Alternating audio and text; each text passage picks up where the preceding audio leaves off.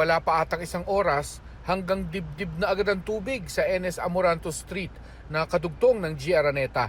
Siyempre, impassable ang daan at bangka na lang ulit ang mode of transport.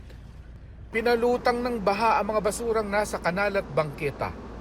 Ito naman ang improvement ng G. Araneta. Wala rin isang oras ang baha, humupa na. Saka tumambad ang isa sa mga dahilan kung bakit bahain ang lugar na ito. Sandamakmak na basura. Nakita nyo yung obstruction na yan sa daluyan ng tubig baha. Yung basura na yan, yan ang isa sa tinukoy na dahilan kung bakit nagbabaha pa rin dito. Halimbawa sa G. Araneta Avenue sa Quezon City. Kung tutuusin, napakalaki ng absorptive capacity nitong creek na ito para sa floodwater. Pero syempre, kung ang daluyan naman may barang ganyang karaming basura, aapaw talaga ang tubig sa kalsada. Yan na yung nakikita natin sa balita.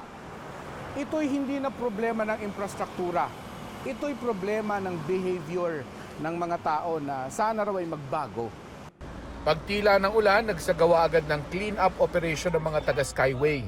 Habang wala rin ulan, naghahabol ng pagpump ang MMDA mula sa bagong drainage system ng G. Araneta para itapon sa Main Creek. Palabas naman yan ng San Juan River.